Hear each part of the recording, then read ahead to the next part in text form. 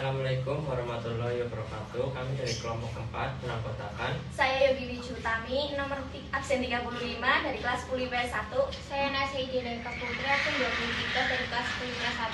Saya Dinara Sigura Tahayun, absen 9 dari kelas 10 IPS 1. Saya Ginanjar Abidin, absen 17 dari kelas IPS 1. Saya Livia Kurniasi, absen 2 dari kelas 10 IPS 1. Saya Sandra Rita Putus Mantri, absen 28 dari kelas IPS 1. Kami akan mepresentasikan bab sejarah tentang Kerajaan Sriwijaya.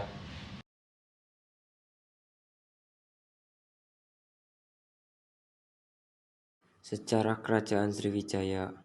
Dalam bahasa Sanskerta, Sri memiliki arti bercahaya atau gemilang, dan Wijaya memiliki arti kemenangan atau kejayaan.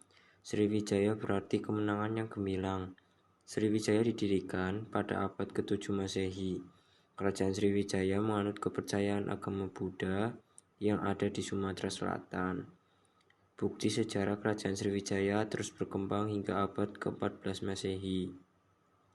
Historiografi Sriwijaya diperoleh serta disusun dari dua macam sumber, yaitu catatan sejarah Tiongkok dan sejumlah prestasi batu Asia Tenggara yang sudah ditemukan dan diterjemahkan.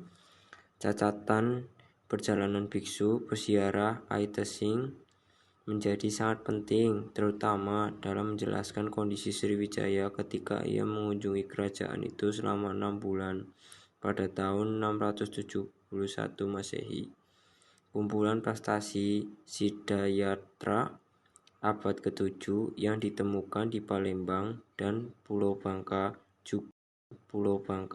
juga menjadi sumber sejarah primer yang penting. Lokasi Kerajaan Sriwijaya. Daerah kekuasaan berdasarkan peta membentang dari Kamboja, Thailand Selatan, Semenanjung Malaya, Sumatera, Jawa Barat, dan kemungkinan Jawa Tengah. Menurut Prasasti Kedukan Bukit yang bertarik 605 Saka atau 683 Masehi, Kedatuan Sriwijaya pertama kali didirikan di sekitar Palembang di tepian Sungai Musi. Masa kejayaan Kerajaan Sriwijaya.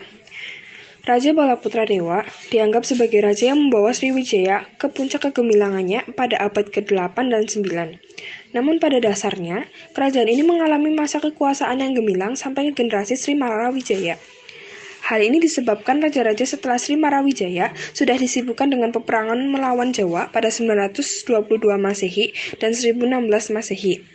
Dilanjutkan dengan melawan kerajaan Kola India pada tahun 1017 hingga 1025, Raja Sri Sanggarama Wijaya berhasil ditawan. Pada masa kekuasaan Balaputra Dewa sampai dengan Sri Marawijaya, Kerajaan Sriwijaya menguasai Selat Malaka yang merupakan jalur utama perdagangan antara India dan Cina. Selain itu, mereka juga berhasil memperluas kekuasaannya hingga Jawa Barat, Kalimantan Barat, Bangka, Belitung, Malaysia, Singapura, Thailand Selatan. Untuk menjaga keamanan itu, Sriwijaya membangun armada laut yang kuat, sehingga kapal-kapal asing yang ingin berdagang di Sriwijaya merasa aman dari gangguan perompak. Hingga lambat laun, Sriwijaya berkembang menjadi negara maritim yang kuat. Raja terkenal yang memerintah. 1. Dapuntahyang Sri Jayanasa, tahun 683 Masehi. Maharaja Sriwijaya pertama yang dianggap untuk pendiri Kedatuan Sriwijaya.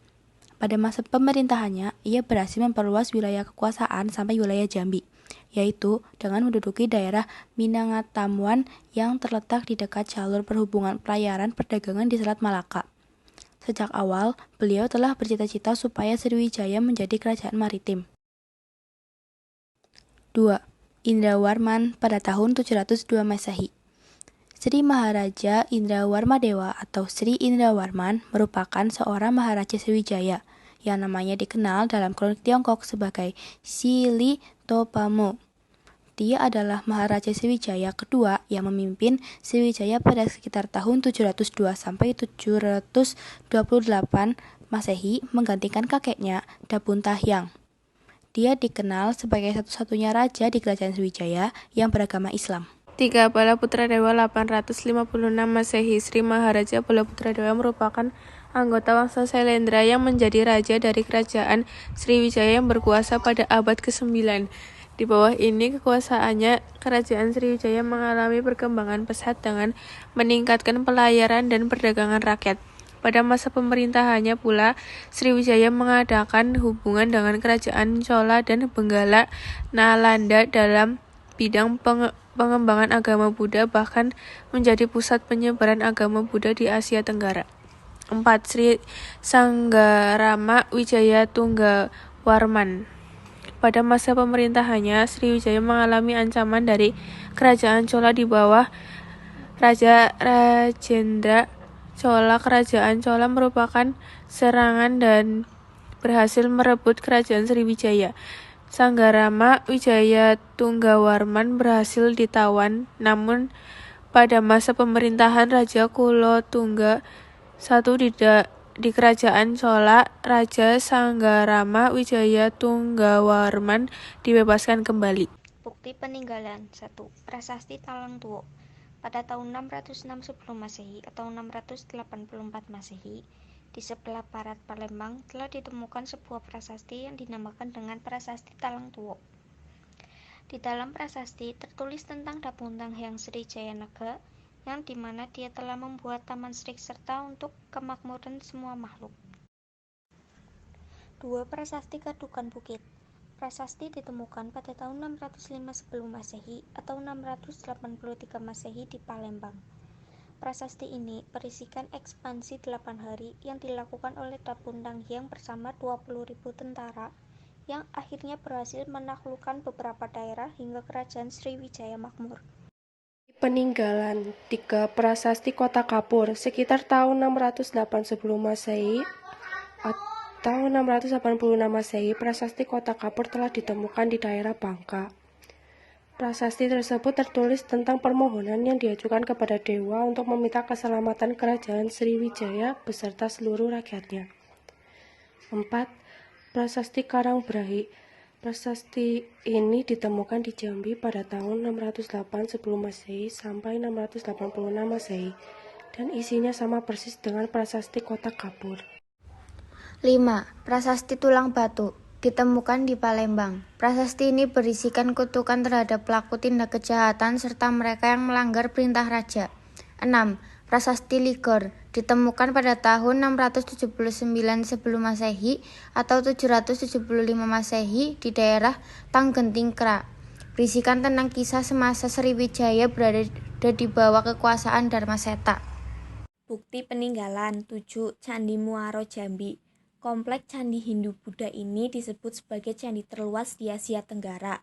Luas Candi Muaro Jambi disebut mencapai 3.981 hektar dan berlokasi di Kecamatan Marosebo, Kabupaten Muaro Jambi. Para arkeolog meyakini Candi Muaro Jambi didirikan antara abad 7 hingga abad 12 Masehi. 8. Candi Muara Takus. Berlokasi di Kecamatan 13, Kota Kampar, Kabupaten Kampar, Riau. Candi peninggalan di dalam kompleks Candi Muara Takus terdapat beberapa bangunan candi, yaitu Candi Sulung, Candi Bungsu, Mahlika Stupa, dan Palangka. Bukti peninggalan 9. Candi Biaro Bahal. Candi Biaro Bahal atau biasa disebut Candi Bahal atau Candi Portibi terletak di Desa Bahal, Kecamatan Padang Bolak, Kabupaten Tapanuli Selatan, Sumatera Utara. Masa kejayaan Kerajaan Sriwijaya. Raja Balaputra Dewa dianggap sebagai raja yang membawa Sriwijaya ke puncak kegemilangannya pada abad ke-8 dan 9. Namun pada dasarnya, kerajaan ini mengalami masa kekuasaan yang gemilang sampai ke generasi Sri Marawijaya. Hal ini disebabkan raja-raja setelah Sri Marawijaya sudah disibukkan dengan peperangan melawan Jawa pada 922 Masehi dan 1016 Masehi. Dilanjutkan dengan melawan kerajaan Kola India pada tahun 1017 hingga 1025, Raja Sri Sanggarama Wijaya berhasil ditawan.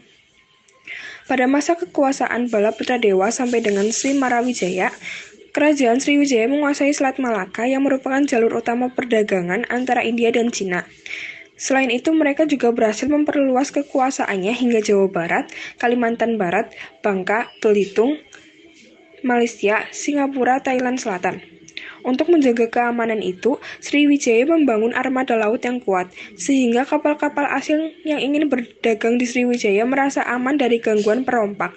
Hingga lambat laun, Keruntuhan Kerajaan Sriwijaya. Kebesaran Kerajaan Sriwijaya mulai mengalami kemudaran sejak abad ke-11, berawal dari serangan besar-besaran yang dilakukan oleh Raja Rajendra Koladewa dan dari Kerajaan Chola yang berhasil melawan salah satu Raja Sriwijaya tersebut. Kemudian pada abad ke-13, salah satu kerajaan taklukan Sriwijaya, Kerajaan Melayu, berhasil dikuasai Singasari. Kerajaan dari Jawa yang dipimpin oleh Kertanegara melalui ekspedisi Melayu Kertanegara berhasil menjalin hubungan baik dengan Kerajaan Melayu.